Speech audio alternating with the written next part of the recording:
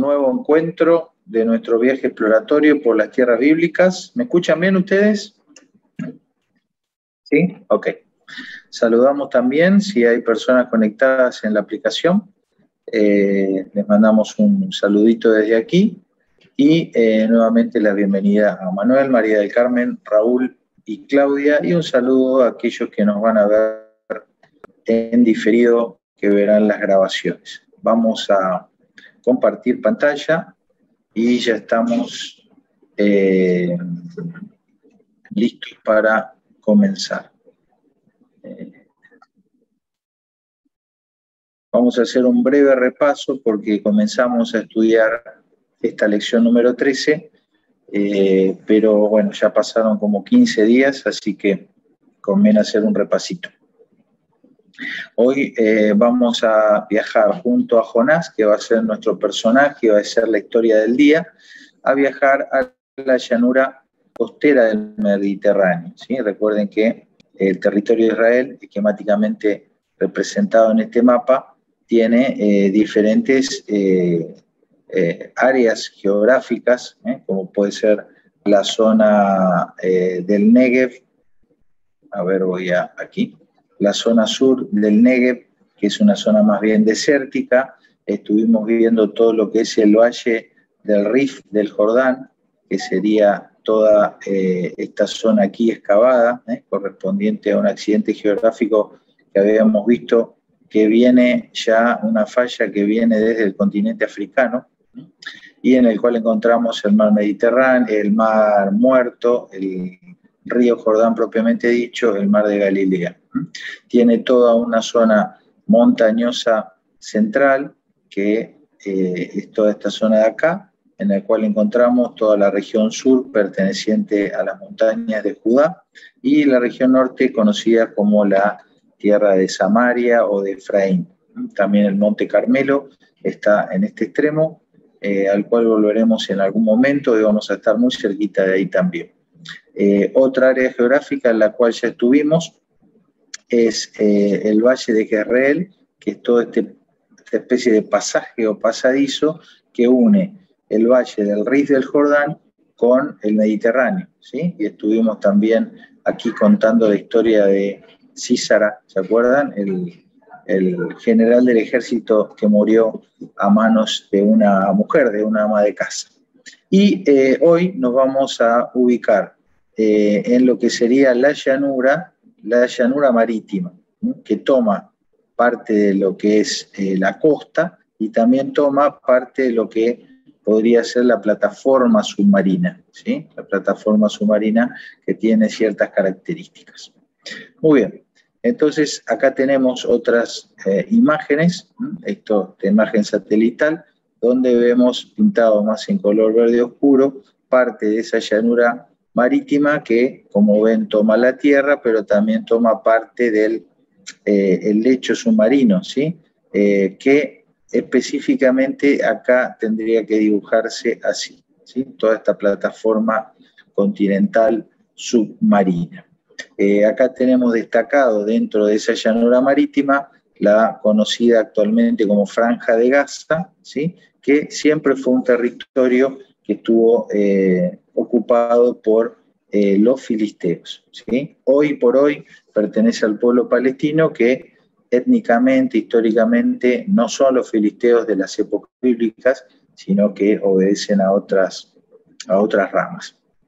Y aquí arriba a la derecha tenemos una mirada desde el Mediterráneo y hacia el este, nuevamente de todas las zonas que mencionamos recién, y algunos de estos arroyos, la mayoría de ellos son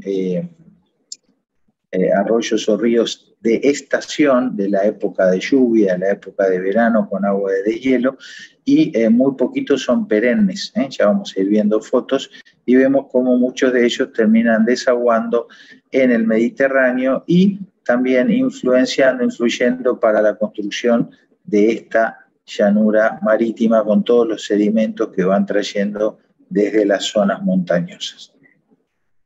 La historia central tiene que ver con Jonás.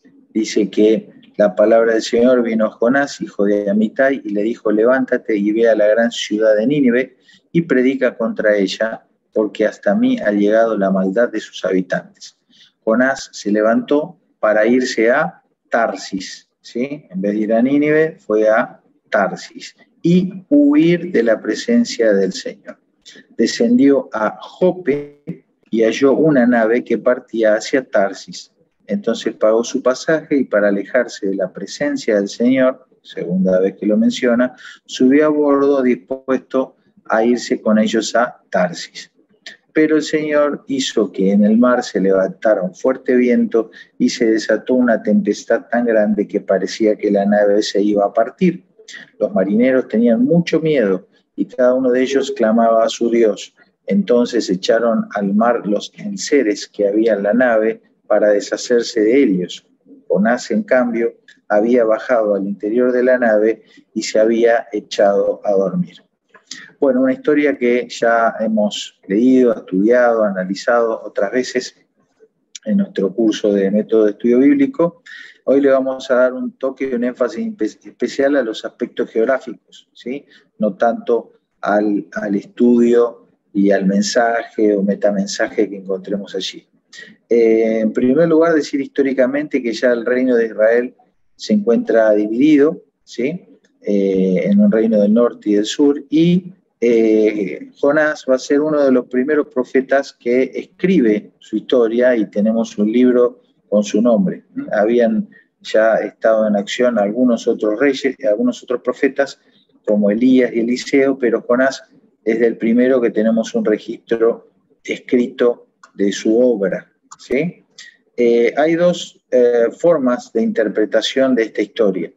Algunos lo asumen como una historia literal, y eso incluye que literalmente Jonás vivió 3 días y 3 noches en el vientre de un pez, y la tradición judía interpreta esta historia como una historia que tiene una parte literal, que sería que Jonás tomó el barco y fue hacia Nínive, pero habría lo del vientre del pez y lo que sería el capítulo 2 del libro de Jonás, donde Jonás ora a Dios desde el vientre del pez.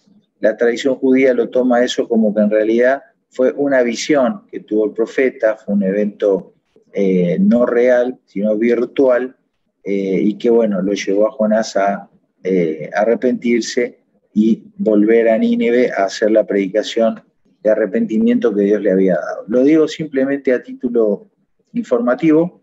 Nosotros siempre lo hemos leído y lo hemos entendido como una historia literal en todos sus contenidos, pero en este último tiempo de estudio de otras fuentes me pareció interesante traer otras interpretaciones de la tradición judía que, digamos, no digo que sean autoritativas, ayer, como veíamos ayer, para nosotros la autoridad es la palabra de Dios y sobre todo las referencias de Cristo, y Jesucristo hace una referencia especial a la señal de Jonás, ¿sí? Pero no nos da una evidencia en las palabras de Jesús para poder interpretar si lo del pez fue literal o fue una visión. Pero sí, esos 3 días en el vientre del pez fueron una señal que Jesús después utilizó para hacer referencia a lo que sería su muerte, sepultura de 3 días y resurrección al 3er día. Bueno, esto no lo vamos a analizar mucho, pero es una línea del tiempo donde ustedes pueden ver el nombre de los reyes, arriba con flechas el nombre de los reyes que reinaron en el reino del norte de Israel, abajo con flecha un poquito más gruesa los reyes que reinaron en el territorio del sur de Judá. Abajo de todo, algunos acontecimientos históricos del mundo, y en rojo y amarillo, algunos profetas que ejercieron su ministerio en ese periodo de tiempo, ¿sí? Observen que Amós, que tiene una profecía contra Petra, una ciudad que habíamos visto allí en las llanuras de Moab, y Jonás serían los 2 primeros profetas en escribir. ¿Está? Ellos escribieron durante el reinado de Jeroboam, que fue uno de los primeros reyes que vinieron con el reino dividido. Finalmente quiero destacar acá, la información esta es general, pero quiero destacar que después, a partir de Habacuc, hubo una segunda referencia a Nínive. Y el profeta Habacuc escribe contra, es una profecía que Dios le da a Habacuc, contra Nínive, ¿sí? Entonces Nínive, como ciudad capital de un imperio, del imperio asirio, allí en la Mesopotamia, tuvo dos presencias importantes en cuanto a un mensaje de Dios. Dios primero le mandó un mensaje de arrepentimiento y conversión por medio de Jonás, y alrededor de unos 100 años después, Dios envía un mensaje ya de condena y de destrucción, ¿sí? Vale decir que este mensaje de destrucción que el profeta Habacuc envía sobre Nínive es como que ahora se levantara un profeta y diga, bueno, no sé, Estados Unidos, Inglaterra y Francia van a desaparecer como potencias, ¿sí? Sería una declaración bastante poco probable, ¿sí? Y las características de esta profecía son muy, muy interesantes. Bueno, volveremos a eso después, que tengo ahí un material complementario sobre la profecía de Habacuc para Nínive.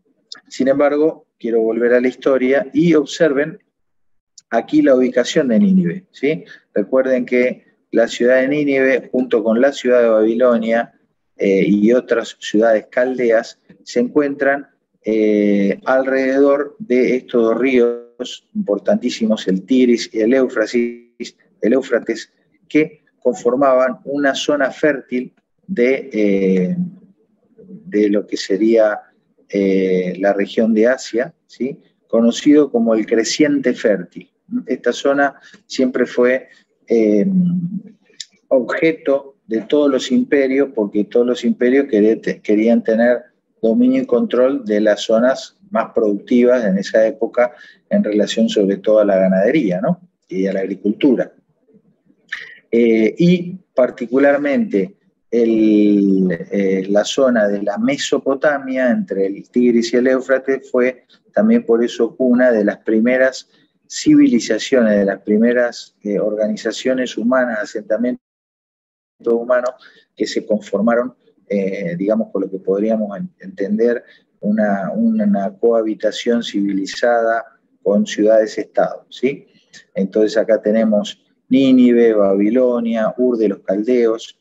De esta zona, bueno, Nínive fue su capital y hacia allí tenía que ir Jonás, ¿sí? Desde Israel, particularmente de la zona de Galilea, hacia Nínive. Observen, estamos hablando acá más o menos unos 1500 kilómetros lineales, ¿sí? Sin embargo, él baja hasta el puerto de Jope o Yafo y se toma un buque o una nave para ir hacia, ¿dónde? ¿Cómo se llamaba la ciudad donde se iba? Tarsis. Tarsis. ¿Dónde quedaba Tarsis? Observen el contraste de la imagen. Observen el contraste de la imagen, que nos habla claramente de la actitud deliberada de Jonás, de ir en rumbo diametralmente opuesto. Bueno, no hay certeza de dónde quedaría Tarsis o Tarshish, que sería la forma de decirlo por ahí en lengua semítica, ¿sí? Pero la mayor evidencia apuntaría a que sería una zona en el sur de España, ¿sí? Y las naves de Tarshish siempre se caracterizaban por ser naves de gran calado, lo cual es un dato importante porque nos va a permitir también ahora pensar en por qué Jonás eligió el puerto de Jope para salir. Tiene que ver con esto, con las naves que él quería tomar para irse y a dónde se quería ir, ¿sí?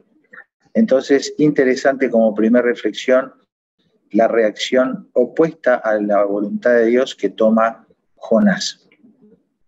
Este es el puerto desde el cual salió Jonás. Y es un puerto que tiene 3 nombres a lo largo de la historia, ¿sí? El nombre más antiguo, perdón, creo que se dejó de compartir. ¿Están viendo ustedes el Power? Sí. ¿Algo? Sí. Ahora salió. Dejó de compartir. Ahora ya no. Ahí va. ¿Ahí está? Sí. Bien. El nombre más antiguo para este asentamiento portuario sería Yafo, ¿sí? Yafo. Esto después se tradujo como Jope en estas transliteraciones de las que hablamos anoche, ¿no? Cómo se van por ahí modificando un poquito los nombres. ¿Y dónde queda esto? Esto está adjunto a Tel Aviv, que es la capital actual del Estado de Israel, ¿sí? Bueno, Tel Aviv creció tanto que absorbió al asentamiento antiquísimo de Yafo, por eso en todos lados, si ustedes ponen Google Maps y demás, van a encontrar que el nombre ahora del lugar es Tel Aviv-Yafo, porque de las 2 ciudades se hizo una sola. Y acá en esta imagen pueden ver un puerto muy antiguo, no es de la época de Jonás, pero esto debe ser, más o menos debe tener unos 1000 años esta construcción, y ahí en el fondo se pueden ver los rascacielos de una ciudad moderna número 1 en el mundo, como puede ser Tel Aviv. Acá hacemos otra toma, ¿sí? Entonces, vamos a ver un poquito algo más de lo que ya dijimos, qué es Nínive y por qué Nínive y qué es lo que estaba pasando, ¿sí? En realidad lo que tenemos acá es que Nínive sería la capital de un imperio creciente que es el imperio asirio, ¿sí? El imperio asirio que fue, digamos, fue el primer imperio en tomar posesión del territorio correspondiente a Israel, ¿sí? Es decir, el reino de Israel, luego de haber estado, vamos a decir, unificado por manos de David y luego de su hijo Salomón, después sufre esa fractura, ese quiebre interno, y luego va quedando a merced de pequeñas invasiones y colonización de antiguos pueblos de la zona, hasta que finalmente el imperio asirio avanza desde la Mesopotamia, como dijimos, en la búsqueda del dominio de todo este creciente fértil que incluía también a Egipto, ¿sí? Bien, fíjate cómo este avance también fue profetizado y fue anticipado por Isaías. Cuando llegue ese día, habrá una carretera de Egipto a Asiria, ¿sí? Y los asirios entrarán en Egipto y los egipcios entrarán en Asiria. Y tanto los egipcios como los asirios servirán al Señor. Ahí se hace una mención de esta dinámica geográfica, ¿no? Donde de alguna manera siempre hubo una relación comercial, pero bueno, acá se habla en boca del profeta Isaías, donde algún día toda esta zona y toda su gente y toda su población van a estar sirviendo al único Dios verdadero, ¿sí? Es una profecía que aún esperamos su cumplimiento. Bueno, fíjense, Nínive se la menciona en muchos lugares de la Biblia, se menciona cuándo fue su fundación, ¿sí? Y quién fue su fundador. ¿Alguien sabe quién fue el fundador? Bueno, ahí lo anoté, me spoileé yo solo, ¿sí? Su fundador fue Nimrod. Nimrod fue descendiente directo de Cam, uno de los 3 hijos de Noé, ¿sí? Recuerdan que Noé tuvo a Sem, Cam y Jafet. Se estima que de Sem salió la colonización para todo lo que es Medio Oriente. Cam colonizó lo que sería África y Jafet se distribuyó en todos los pueblos indoeuropeos. Sin embargo, una de las características de los pueblos camitas, de los descendientes de Cam, fue que fueron invasores. Entonces ahí vemos a este Nimrod invadiendo territorio semita y fundando allí Nínive, Babilonia, Torre de Babel, etcétera, etcétera. ¿Sí? Algunos pasajes en relación a Nínive, levántate y ve a la gran ciudad de Nínive, proclama allí el mensaje. Y dice, era Nínive una ciudad grande en extremo, de 3 días de camino, ¿sí? Para poder cruzarla. Después, otro pasaje de Sofonías, el Señor extenderá su mano contra el norte y destruirá a Siria y convertirá a Nínive en un montón de ruinas y en un árido desierto. Fíjense esta profecía también del profeta Sofonías junto con Habacuc, una cosa impensada de ver a esta ciudad esplendorosa como un montón de ruinas, lo cual de hecho sí después sucedió. Este comentario interesante, Nínive junto con Egipto y con Babilonia son las 3 ciudades más evocadas en el libro de Apocalipsis. Características de estos 3 pueblos, o de estas 3 ciudades capitales de pueblos, se evocan en Apocalipsis. Una de las razones estaría vinculado a que estos 3 sitios fueron donde el pueblo de Dios, en desobediencia al Señor, buscaron refugio y alianza. Por ejemplo, cuando Israel se vio con peligro de ser invadido por el norte, por los asirios, buscó refugio y alianza con los egipcios. En vez de buscar en el Señor, buscó en Egipto. Bueno, acá tenemos una placa de uno de los primeros, uno de los reyes importantes de Nínive, el rey Asurbanipal de Nínive, más o menos de la época de Jonás probablemente, ¿sí? Y esta foto más actual, bueno, vale decir que la antigua Nínive y la antigua región de la Mesopotamia pertenecen al actual Irak, y esto intentó ser una reconstrucción de la ciudad de Nínive que lo comenzó Saddam Hussein. Iba a ser un parque arqueológico, un parque turístico con Nínive reconstruida, lo cual evidentemente no fue posible, ¿sí? Pero estos serían, por ejemplo, para que ustedes vean, uno de las puertas, la estructura, la mampostería que había alrededor de las puertas. Imagínense que si está la puerta, todavía falta acá la reconstrucción de todas las murallas, ¿no es cierto? Muy bien, entonces vemos como ya a finales del 700 a.C., comenzó esta conquista de los asirios de toda la tierra, ¿sí? Finalmente el reino de Israel cae en el 732 y el reino del sur cae unos 20 años después, ¿sí? Por manos de Senaquerib. Dice la Biblia que todo por culpa de las fornicaciones de la ramera de hermosa gracia, maestra en hechizos, que seduce a las naciones con sus fornicaciones y a los pueblos con sus hechizos. Yo estoy contra ti, dice el Señor de los ejércitos. Y esta es la profecía directa contra Nínive como referencia capital del imperio asirio, ¿sí? Bueno, esta es la primera referencia que tenemos a Jonás. Se nos dice cuándo Jonás vivió. El rey Jeroboam II dice que restauró los límites de la tierra de Israel, desde Hamat hasta el mar de Arabá.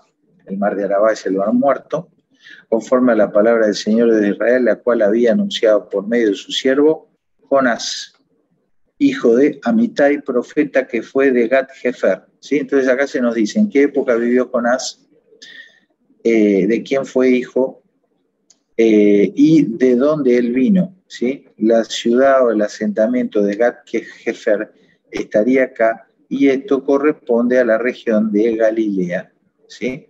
Entonces podemos decir que Jonás fue un profeta galileo, un profeta galileo. Y qué interesante que al Señor le hubieran cuestionado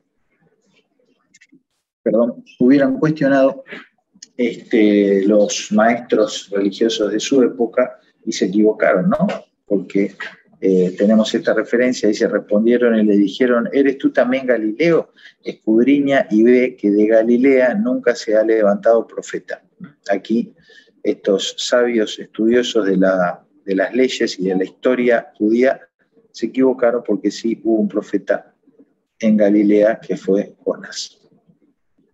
Bueno, hablemos algo de Tarsis o de Tarshish, ¿sí?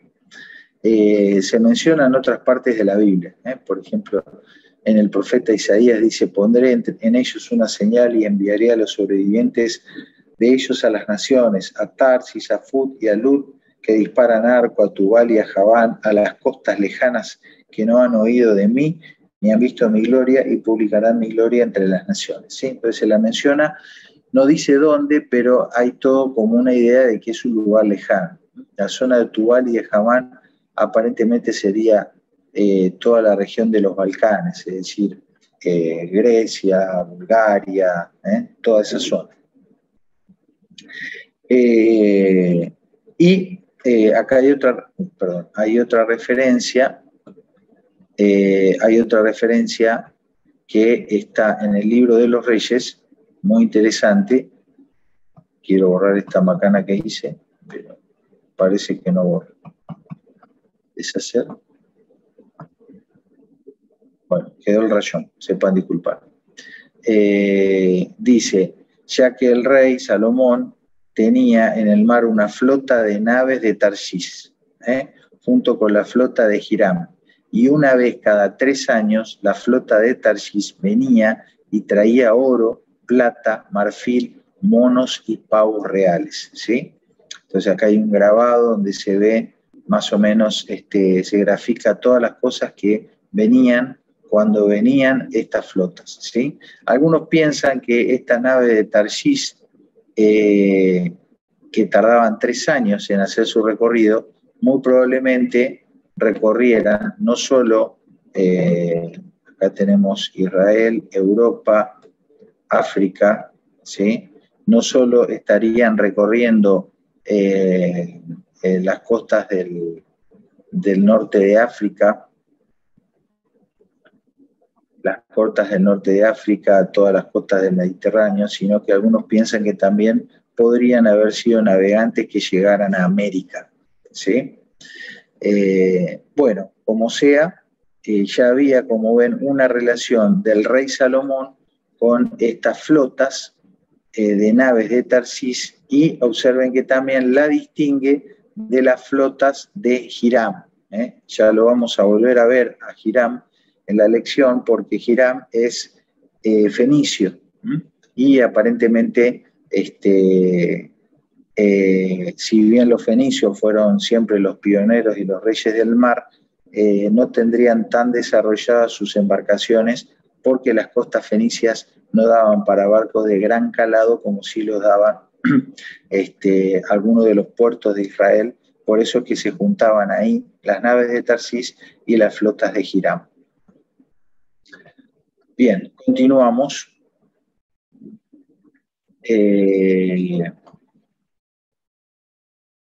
¿Estamos bien hasta aquí? Sí. Muy bien. Bien. Sí.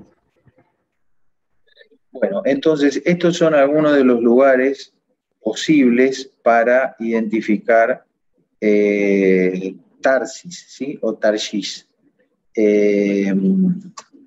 Hablan de que podría ser un lugar aquí en la península de Anatolia, en el Asia Menor, que sería Tarso, que es el lugar donde es Pablo de Tarso.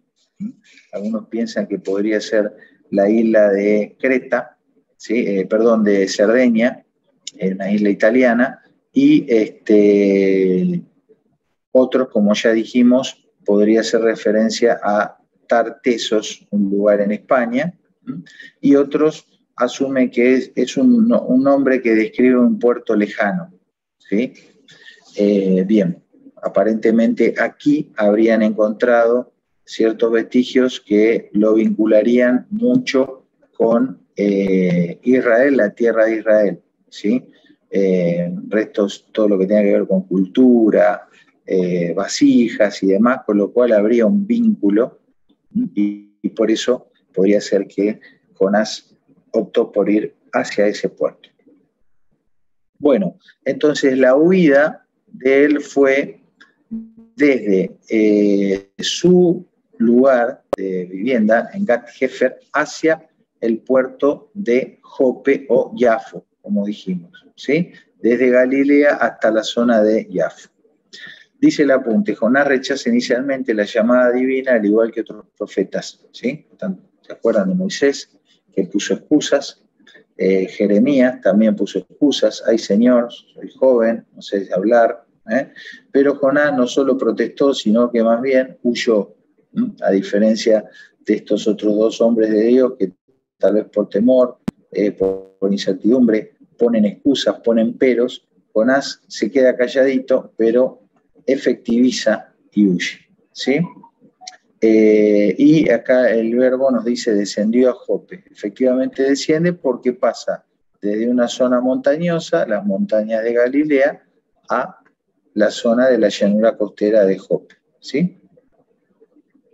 ¿Cuáles son los principales puertos que encontramos en toda esta costa? ¿Sí? Bueno, del sur a norte encontraríamos el puerto de Gaza, de Ashkelon, Jope, el puerto de Dor, y después ya en territorio fenicio, el puerto de Aco y al norte el puerto de Tiro y de Sidón, que estaría por acá también, ¿sí? Entonces fíjense que Jonás finalmente toma la decisión de venirse acá, siendo que tenía otros puertos más cercanos. Vamos a ver por qué toma esa decisión. Acá tenemos, como dijimos, un mapa satelital donde podemos, en este no se observa tanto, pero en los anteriores sí, esta llanura costera, sobre todo a nivel de plataforma continental submarina, es estrecha hacia el norte y más amplia hacia el sur. Y esto va a afectar, tal vez aquí se ve mejor, lo que está pintado con celeste, esta plataforma, esta llanura que se extiende hasta debajo del mar, va a afectar indudablemente la posibilidad de tener puertos para barcos de gran calado, puertos para barcos de gran calado, ¿sí?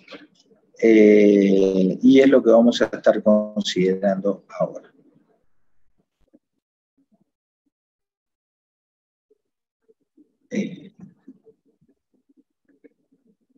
La rato se tilda y no pasa. Ahí va.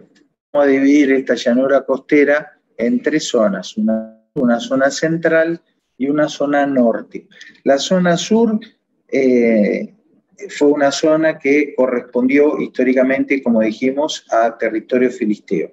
La zona central sería el territorio hebreo, judío, israelita propiamente dicha, y la zona norte correspondería históricamente a territorio fenicio, ¿sí?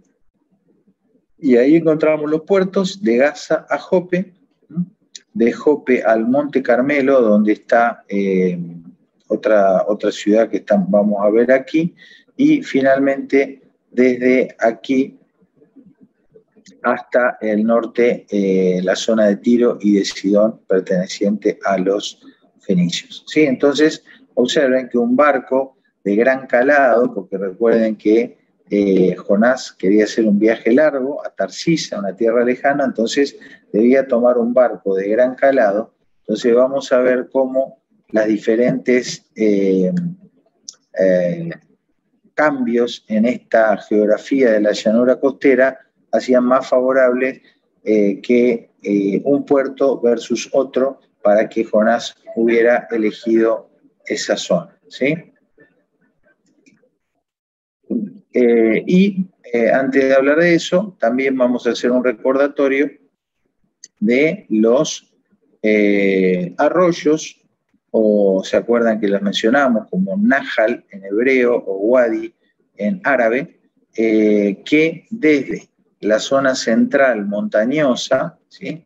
Desde la zona central sería la naciente de estos arroyos, y como ven ustedes, todos ellos van a desaguar en la costa de nuestra llanura costera de la que estamos haciendo mención. La mayoría de estos van a ser corrientes de aguas transitorias, estacionales, excepto algunos que también vamos a ir mencionando.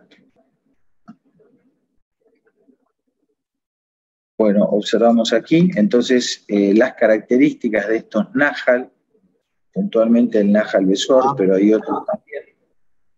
¿Sí? Perdón por cortar, pero acá me están preguntando, mamá, ¿en dónde estás? Porque tenés sus documentos y tiene que llevarla a Sofía y todo. Perdón por interrumpir, ¿no? Pero estoy en el consultorio hasta terminar la clase y después me voy al hospital. Bueno, ahí va mamá. Gracias. Muy bien, de nada. Entonces estos ríos estacionarios traen mucha agua, mucho sedimento y como todo río típico de montaña pueden tener crecidas súbitas. También vimos como a veces se filma como una novedad y se pone en YouTube, el río vuelve a nacer o resucita el río, porque claro, es un cauce seco y de repente empieza a venir el agua. No es más que las corrientes de agua que vienen de las montañas y empieza a llover en esa zona, ¿no? Entonces, bueno, dicho lo propio, avanzamos con algunas otras imágenes, ¿sí? Recordando también que toda esta zona de la llanura costera era también el conocido como el Camino del Mar o la Gran Carretera, ¿sí? Que unía la zona de la Mesopotamia con el territorio de Egipto, ¿sí? Las dos grandes potencias históricas, ¿sí? Esta ruta comercial ya la hemos visto porque por aquí vinieron los ismaelitas que llevaron cautivo a José, ¿se acuerdan?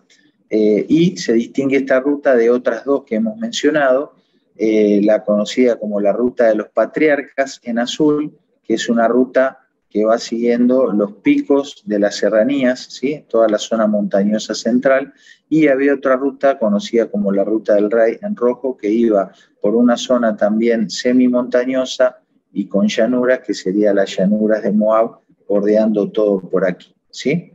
Entonces, dice el apunte que este camino recorría detrás de las dunas, es decir, varios kilómetros tierra adentro, no era una ruta que iba exactamente por la orilla. Y se nos cuenta cómo ya desde 1480 a.C., esta ruta fue descrita por algunos invasores que desde Egipto venían también a conquistar hacia el norte. Vamos a ver la zona sur de la llanura costera, la zona filistea, la zona que va desde Gaza, desde el puerto de Gaza hasta el puerto de Yafo o Jaffa, ¿sí? Y allí tenemos una referencia actual a lo que sería Gaza en el día de hoy, ¿sí? Observen las características de la llanura, es muy parecido a lo que puede ser nuestra costa atlántica, ¿sí? Donde no hay montaña y donde la plataforma submarina se extiende varios kilómetros, haciendo una zona poco profunda para barcos de gran calado, ¿sí? Ahí lo hemos mencionado, por supuesto, en la historia de Sansón, siempre muy vinculado a los fariseos, a los filisteos, perdón. Bueno, otra referencia a los territorios de esta zona, ¿sí? Vamos a pasar rapidito. Yendo ya un poquito más hacia el norte, encontramos otro puerto, otro asentamiento, también filisteo, conocido como Askelón o Ascalón, donde vemos que sigue habiendo toda una llanura costera, pero también van apareciendo otro tipo de estructuras, ¿sí? Sea de médanos o algunas otras vestigios montañosos que van ahí tomando aparición en la costa. Este es otro lugar dentro de las 5 ciudades filisteas más importantes, como es Asdod, ¿sí? Acá encontramos restos de lo que fue el templo de Dagón, que era el dios pez, al cual ellos adoraban. Uno de los Nahal que nos vamos a encontrar ahí es el Nahal Lashis, que es, aquí ustedes lo pueden ver, estamos todavía en la zona sur, y es este torrente, ¿sí? Este torrente, el cual, como observan en las fotos, por épocas del año está totalmente seco y en otras presenta un caudal muy, muy importante según las lluvias. Siendo un poquito más al norte, llegamos ya sí a Tel Aviv-Yafo, Jaffa, con, bueno, estas características de playas también muy, muy nutridas, muy, muy codiciadas por la gente, pero que tiene también en el fondo, como vimos, ya los puertos de la ciudad vieja de Yafo. Acá tenemos otra toma. Y vemos cómo hubo una relación entre el rey Hiram de Tiro, de Fenicia del Norte, con Israel. Dice, nosotros cortaremos en el Líbano la madera que necesites y te la enviaremos por Barza, por mar, hasta Jope. Y tú harás que la suban hasta Jerusalén. Entonces, este puerto tan famoso. Después encontramos otro río, que lo graficamos acá, el río Yarjón, que es perenne, es una corriente de agua que tiene agua todo el año.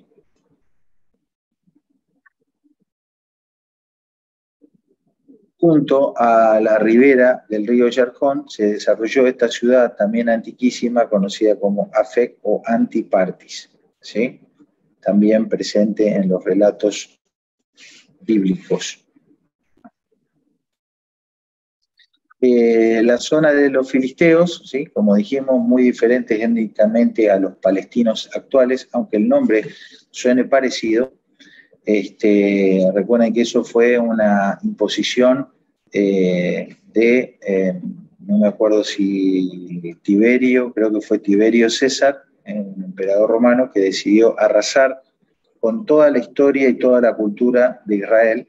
Eso implicó cambiarle el nombre y él decidió ponerle a toda la tierra de Israel el nombre de estos antiguos enemigos, ¿no? De los archienemigos, y ponerle a esta zona Palestia, haciendo una evocación de Filistea. Y aquí tenemos marcadas las 5 ciudades-estados más importantes del territorio filisteo, como ustedes pueden ver, muy cercanas a otras ciudades de frontera de territorio judío, como Bet-Shemesh, Gezer, Eglón, de las cuales hemos hablado, y ya muy cerquita ahí también de Jerusalén, ¿sí? La llanura costera perteneciente a la tierra de Israel central va desde la llanura de Sarón al sur hasta el Monte Carmelo al norte. Acá encontramos, fíjense cómo ya va cambiando la estructura, el formato, la morfología de la costa. Y ya empezamos a tener zona más de acantilados. En esta zona encontramos a Cesarea Marítima, que fue una ciudad construida por los romanos en honor a César, por eso lleva ese nombre, y hasta el día de hoy quedan restos de esa ciudad. Y yendo hacia el norte empiezan a aparecer también estas formaciones montañosas que se van juntando con el agua. Esto es muy común también en otras partes de la zona norte del mar Mediterráneo, en la zona de España y de Francia, conocida como la Costa Azul. Tiene estas características, ¿sí? La roca, la montaña que se mete en el agua. Y al norte, ya de esta segunda sección, vienen lo que sería el vértice del Monte Carmelo, ¿sí? El Monte Carmelo, recuerden que es toda una cadena montañosa, ¿sí? El Carmelo. Después hay una zona que se la llama específicamente el Monte Carmelo, y esto termina en el mar prácticamente, ¿sí? Esta construcción montañosa, como lo ven acá, montaña, y termina en el mar, y esta puntita de tierra es un asentamiento conocido como Haifa, ¿sí?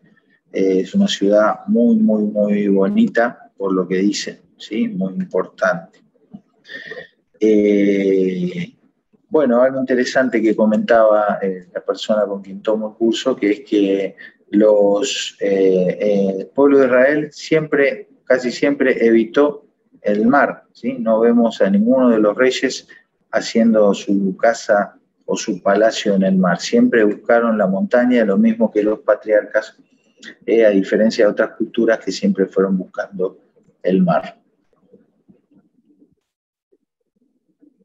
Bueno, entonces lo encontramos nuevamente a Jonás, ubicado aquí, en su territorio en Galilea, y teniendo la posibilidad de haber ido a Yaco, de haber ido a Tiro, que eran los puertos cercanos, él decidió venirse hasta Jaffa o Yafo, por lo cual tuvo que hacer un recorrido más extenso y pudo haber cruzado por alguno de estos 3 pasajes que se van formando entre la cadena montañosa. Recuerden que son pasajes construidos por los mismos cauces de los ríos que van horadando la tierra y generando zonas, valles, ¿sí? Uno de ellos es el Wadi o el Nahal Milk, ¿sí? Al norte. Luego tenemos el Nahal Irón, donde tenemos básicamente la zona de Megiddo, y luego tenemos Dotán, que sería el tercero, ¿sí? Este valle de Dotán, que estaría más al sur, es donde, ¿se acuerdan? José fue vendido a los mercaderes en el valle de Dotán, que luego tomaron esta ruta y fueron hasta Egipto, ¿sí? Entonces, bueno, podemos decir que Jonás busca un puerto al sur, Jonás busca un puerto al sur, por 2 motivos, probablemente porque allí ingresaban los barcos de mayor calado. Esta zona norte es una zona, ahora vamos a ver otras fotos, de mucho más difícil acceso de barcos de mayor calado por tener poca plataforma submarina, y seguramente también porque era menos probable que algunos los identificara en el sur, a diferencia del territorio del norte. Llegando a la llanura costera del norte, encontramos aquí la zona ya perteneciente a los fenicios, ¿sí? Donde tenemos los puertos de Tiro, de Sidón y la zona del Líbano, todo correspondiente ya a la tierra de Siria, ¿sí? Líbano y Siria. Y estas son las características de esta costa, ¿sí? Ya mucho más difícil para que barcos de gran calado pudiesen llegar hasta aquí. Bien, otra foto panorámica para que puedan ver cómo son las costas en la zona norte. Y esta es una imagen bastante típica y muy linda, conocido como la escalera de Tiro. La verdad que un lugar, por lo que se ve en las fotos, muy, muy hermoso en general, ¿sí? De Tiro y de Sidón habría mucho que decir, porque fueron 2 ciudades importantísimas, que inclusive hubieron profecías para ellos, lo mismo que para Nínive, que para Babilonia, que para Egipto, que se cumplieron literalmente, e incluso el mismo Señor las menciona. La referencia más antigua que tenemos es del rey Hiram, que era un rey que comerciaba desde Tiro, comerciaba con Salomón, ¿sí? Y aquí es donde se pusieron de acuerdo, y desde esta zona norte, por mar, llevaron todos los cedros del Líbano para la construcción de los palacios, del templo, etcétera, etcétera, ¿sí? La ciudad de Tiro tiene toda una historia propia, apasionante, que no la vamos a mencionar, pero es interesante cómo había una antigua ciudad de Tiro que ante la invasión, sobre todo del imperio greco-macedonio, ellos se mudaron a una isla y reconstruyeron acá, y Alejandro Magno lo que hizo fue, con los escombros de la antigua ciudad de Tiro, construyó un puente, ¿sí? Construyó un puente de escombro de 800 metros, y con eso pudo acceder, invadir y conquistar Tiro, que era invencible por agua, ¿sí? Porque, como dijimos, ellos eran los reyes del mar, con sus embarcaciones. Los fenicios eran invencibles en el mar, pero Alejandro Magno los pudo ganar por tierra. ¿Qué otro dato tenemos de los fenicios? Bueno, decir que su nombre probablemente derive de esta palabra, phoenix, que significa púrpura, y la púrpura que ellos producían era una tintura famosa, la famosa púrpura de Tiro, que era carísima, ¿sí? Era una tintura costosísima porque se sacaba de unos caracoles. Fíjense que se necesitaban 9.000 caracoles para producir 1 gramo de este tinte, ¿sí?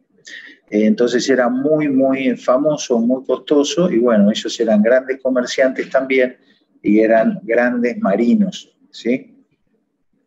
Ellos se llamaban a sí mismos cananeos, ¿sí? Aunque la palabra probablemente querría decir comerciantes, ¿sí? Y no tanto cananeos descendientes de Canaán, como si eran los que desde el sur habían conquistado el territorio que hoy conocemos como de Israel, ¿sí? Los griegos lo llamaron Foinike, de ahí viene la palabra fenicio, ¿sí? Ambas palabras se basan en raíces que significan rojo y púrpura, en referencia a la extracción del tinte púrpura del Murex trunculus, caracol de mar, que es una de las principales industrias de la costa norte, ¿sí? Luego, el Talmud, que registra todas las tradiciones religiosas del judaísmo rabínico, dice que ese era el color del cual se debían teñir los bordes de los mantos religiosos que usaban ellos, ¿sí? Indudablemente había un mandamiento de teñir los bordes con un color púrpura, pero bueno, ellos armaron toda una liturgia que decían que sí o sí el tinte tenía que ser esto, de los caracoles de Tiro, de la púrpura de Tiro, lo cual, bueno, es una invención posterior de los rabinos religiosos, pero vale la pena recordarlo. Esta zona fenicia del norte, por supuesto, eran politeístas, y lamentablemente el reino del norte de Israel sucumbió ante la influencia de estos pueblos paganos, ¿sí? Y recordamos el caso de Acab, el rey Acab, que se termina casando con Jezabel, que Jezabel era hija del rey de Sidón, ¿sí? Una de las 2 ciudades más importantes de la zona que mostramos recién al lado de Tiro, eran fenicios. Y a partir de ahí, no desde ahí, sino ya desde antes, pero en este caso particularmente la influencia de Jezabel sobre Acab fue terrible, porque, bueno, ayer hablamos de que inclusive hicieron sacrificios humanos de algunos de sus hijos y levantaron incluso un templo a Baal en el mismo templo de Dios, ¿sí? Tremendo, la idolatría en la que habían caído. Bueno, los cedros del Líbano son famosos en la Biblia y hasta el día de hoy forman parte de la bandera nacional, ¿sí? Estos son los puertos de toda la zona norte, de los cuales mencionamos recién a Tiro, a Sidón, estos 2 primeros, y también es interesante porque aparece en el libro de los Hechos de los Apóstoles, en la Biblia aparece como Antioquía de Siria, que sería este puerto más al norte conocido como Arbat Aradús, ¿sí? Y de acá el apóstol Pablo salió a muchos de sus viajes, a la isla de Creta y después a recorrer todas las zonas del Asia Menor.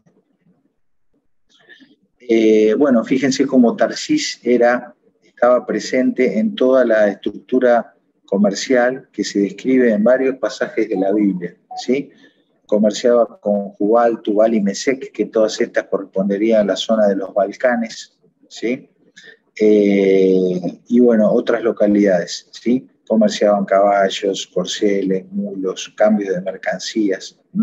Edom es otra zona con la cual traficaba, y también traficaban con Judá y la tierra de Israel comerciaban conmigo, ¿sí? Entonces ahí está la famosa Tarsis a donde quería llegar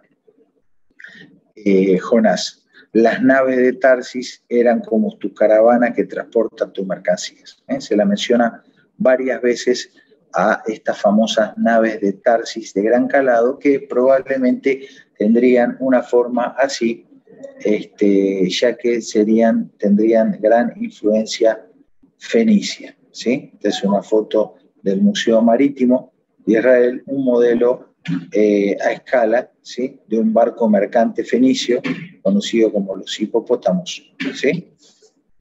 Bien.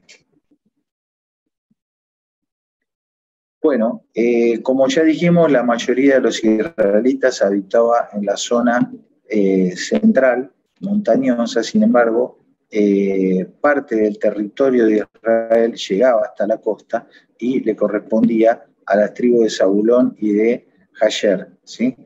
Jasher aquí y Zabulón. Sin embargo, no ha quedado muchos registros de la presencia de israelitas en estas costas, ¿sí? Bueno, aquí nos habla un poquito de las tormentas de la zona, de la época de mayor viento, de mayor lluvia, lo cual se menciona también en el libro de los Hechos, y acá se dice claramente que cuando llegaba el otoño e invierno se cesaban las navegaciones debido a las inclemencias del tiempo. Así que es probable que Jonás hubiese salido en verano. Volviendo a la pregunta, ¿por qué Jonás intentó escapar de Dios embarcando en un barco en Jope? Dice, Jope fue uno de los pocos lugares donde existía un puerto decente para naves de gran calado, y sobre todo decir que estaba bastante lejos de la ciudad natal de Jonás. ¿Por qué entonces no fue a otros puertos más cercanos? Bueno, como dijimos, una de las razones sería que allí nadie lo conocía. El mensaje del libro de Jonás: es imposible huir o esconderse de Dios. Incluso la naturaleza, el pez, el mar, la enredadera en la cabeza de Jonás, el viento, obedecen a Dios. Adorar ídolos está mal, pero no es justo para mirar hacia otro lado, contemplar el camino de los paganos, ¿sí? Algo de lo que nos harían la otra vez. No es solamente quedarse a contemplar, sino ir hacia los perdidos.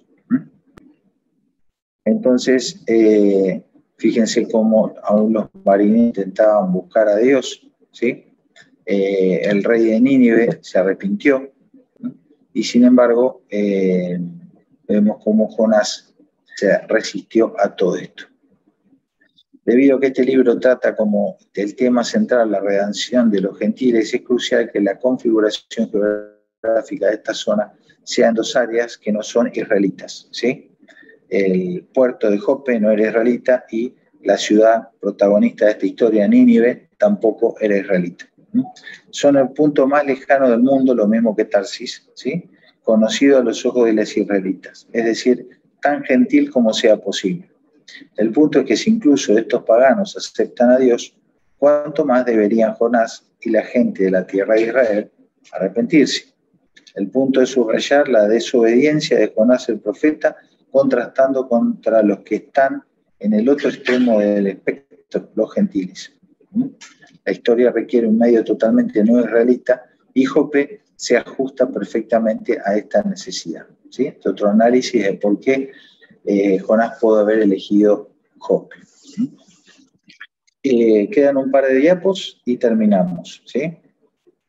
Esta la voy a saltear. Bueno, 2 o 3 diapositivas que tienen que ver con la profecía de la destrucción de Nínive, que vino años después. Se las voy a dejar después en el Power para que ustedes la lean. Realmente es cautivante, con cumplimientos muy específicos. Yo me quedo con este pasaje hermoso, donde el rey David dice que no podemos huir de su espíritu ni de la presencia de Dios. Y en todo lugar estará el Señor. Fíjate cómo termina, ¿no? No para perseguirnos, sino para guiarnos y para asirnos, ¿sí? Allí me guiará tu mano y me asirá tu diestra. Un privilegio que Jonás se lo perdió. Y bueno, agradecer a Dios por su fidelidad y su misericordia, ¿sí? Había algo más que quería decir. Esta frase que me gustó acá: ¿por qué Jonás eligió el puerto? Dice, si Jonás hubiera ido a Dor o a Arco, habría sido desconocido y la gente se habría sido reconocido y la gente se habría preguntado por qué él se estaba embarcando. Esto podría haberlo metido en problemas. Quiere huir discretamente, por lo que se va a una ciudad no israelita. Más importante aún, dice el comentarista, Jonás pensó que al entrar en territorio extranjero, Dios no lo veía. ¿Sí?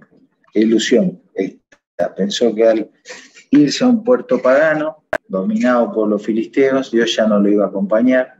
Pensó que al quedarse dormido en el fondo del barco, Dios no lo iba a encontrar.